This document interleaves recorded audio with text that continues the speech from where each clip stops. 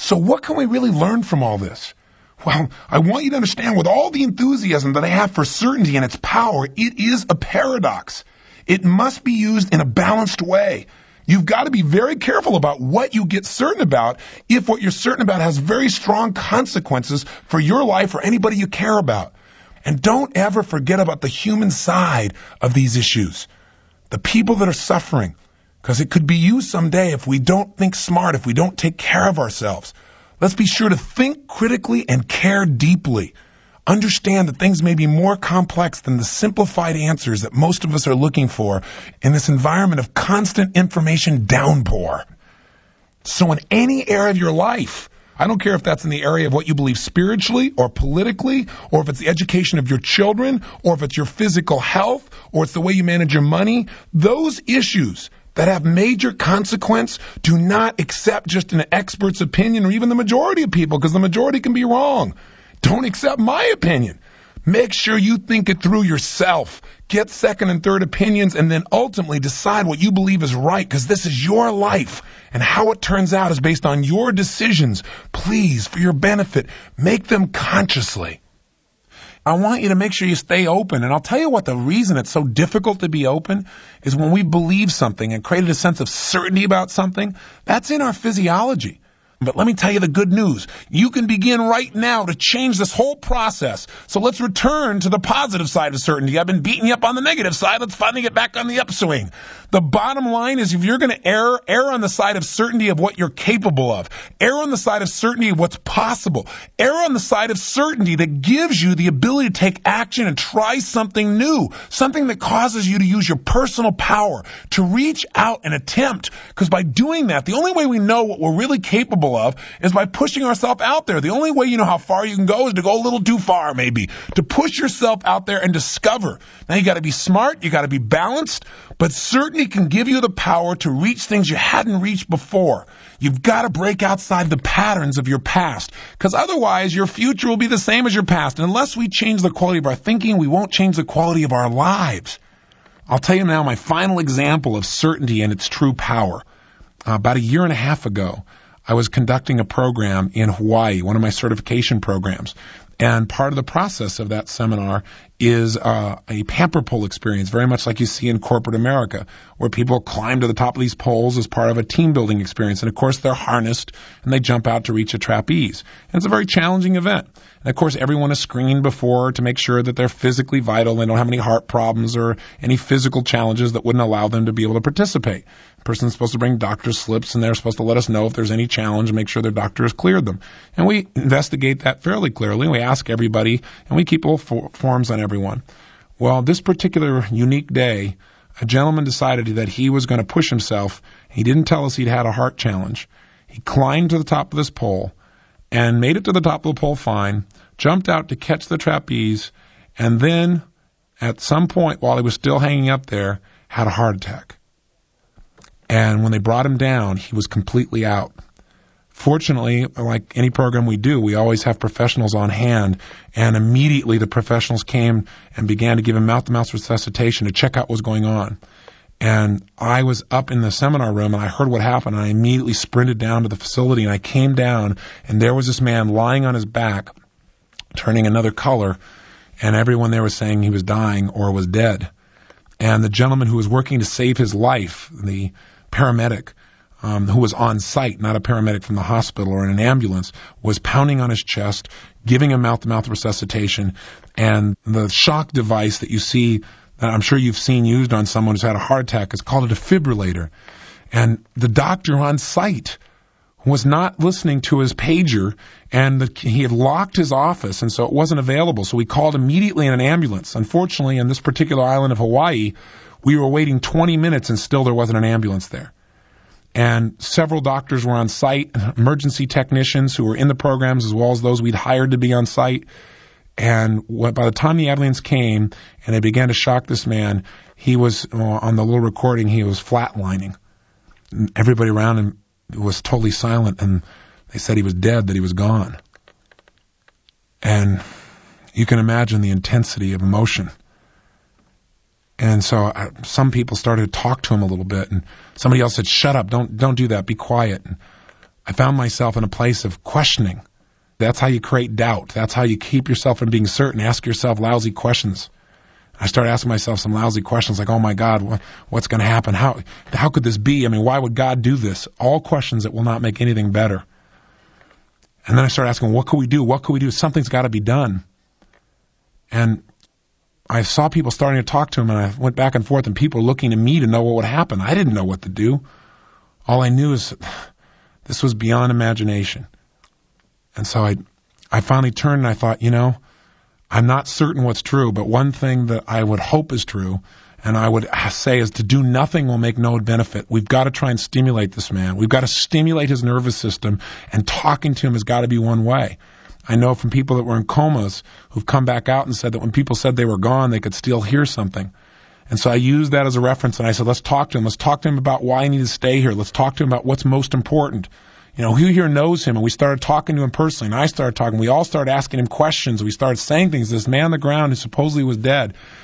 And you could see some of the doctors just shaking their head like we were wasting our time. And we got more and more intense, and people started saying things that he had laughed about earlier, and things that he'd been challenged by, and stimulating, and talking about his family, and all these different things to stimulate him. And yet as we did this, he continued to just flatline for another 10 or 15 minutes. And finally, they put him on a stretcher, and they put him in the back of the ambulance, and I started to get in the ambulance, and the doctor pulled me aside, and he said, Tony, he shook his head, and he said, look, the man is dead. He said, don't waste your time. He's gone. He's been dead for more than 30 minutes. He's gone. And he said, the only reason they're doing this is because you keep telling these guys to keep working on him, but shocking him, it's worthless. He is dead. He's gone. And I said, I just don't accept that. I don't accept that. I said, we've got to do everything we can do. I said, you know what? Maybe he's gone. Maybe you're right. But if I'm going to err, I'm going to err on the side of giving him every possibility. I am certain. I got to stay certain that he can make it. And I just slammed the door in front of the guy, and I got in the ambulance. And meanwhile, by the way, I kept talking to this guy, and I had one other doctor with me that believed that talking to him could make a difference. And so we kept shocking him and going after him, and we took the next 30-minute drive to get to the hospital. That's how far it was on the big island of Hawaii. Going through winding roads with the thing screaming. And meanwhile, the ambulance driver is going crazy. He thinks I'm stupid for talking to this person. He's mad. He's blaming me. He's blaming our group. He's blaming everything, saying, this guy's dead because of us. And you can imagine the kind of feelings I had while he's saying this to me. And I had to just shut him out and remain certain, keep talking, and keep stimulating this man, do everything I could, kept these people going. And about halfway to the hospital, we turned a curve real intensely, and the defibrillator spun and smacked the side of the wall of the ambulance, and it stopped working.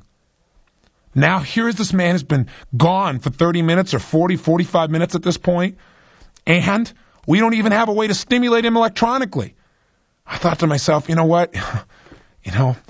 He either doesn't want to be here, or his creator, our creator wants him. I don't know what. And I started to cry inside, and I said, you know what? I just can't give up. I got to stay here until everything's been done. I said, come on, don't give up. And I stayed in a sense of certainty. Something can be done. Something must be done.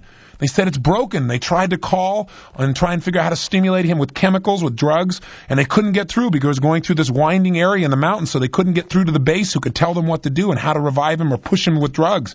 And we kept doing this thing, and one of the doctors finally got mad and smacked the side of the defibrillator, and it came on. And they started working on him some more. And he's still flatlining, but I thought, my God, this is working. Keep going. And a long story short, after about 5-10 minutes before we got to the hospital, it looked shortly after that, like right after we started using the defibrillator again, after it got smacked, he had a little bit of response where it wasn't a complete flatline. And I said, look, he's alive. And I went crazy, but I got excited. And the doctor said, no, don't get excited. He said, it could just be spasms in the body. It doesn't mean that he's there, and there's no real other signs. And, and I said, stay with him. I kept talking. I said, come on, you can do it. And I kept asking him questions and stimulating in every way I could. And at times I started questioning myself, and I realized questioning myself wasn't going to help him. If this was worthless, at least I gave my all. I had to stay with him. I had to believe he could make it. I had to have absolute certainty, absolute faith. I had to trust, and I get these other guys to do the same. And the bottom line is, within a short period of time, that little bit of response on the graph was even greater. And I said, look at his skin. And this one other doctor who agreed with me, who was going through my seminar at the time, he said, look, his skin's different. He's coming around. There's something there. There's some life there. Because he'd gotten dark, like gray, and like nothing was there. And there was a little bit of color. And we got him to the hospital. We brought him in. And they said, let's see. He's got a tiny bit of a pulse. And an hour and a half later, I was sitting there in the room, and he opened his eyes and looked at me. And he said, how did you get on my vacation? He didn't quite say that clearly. It was garbled. I had to hear it through his oxygen mask and try and decipher it, but that's what he was saying. And by the way, his name was Howard. And they still said he's not out of the woods yet. And I said, if he's made it this long, if this guy was technically dead for 45 minutes or more and he's back, he's back. And I tried to talk to him and be with him. And I stayed there. And then I came back to the seminar. I'd left the seminar and I left a couple of people to run it. We had about 1,000, 1,200 people there, and they're all as worried as you can imagine. They all thought for sure he was dead. And I got up and I told people, I said, he made it. And you know what's fascinating? The doctor who told me he was dead thought I was lying. He thought I didn't have enough guts to tell people the truth. So he called the hospital, and then he couldn't believe it, so he drove there to see this guy personally. And the next morning, he got up and shared with people, and we got it on videotape, talking about how he's been through 3,000 of these in emergency care, and that there is no way, this man was dead, there's no way, this was a miracle. He said the miracle was all of you people out there and the absolute faith and certainty he created. He said, I have no other explanation for it. And the guy started crying, and he said, you know, all it makes me think about is all the people I gave up on because I didn't stay certain maybe long enough. And I said, listen, rather than crying about that, who knows what was right? But it's obvious. I think everything happens for a reason.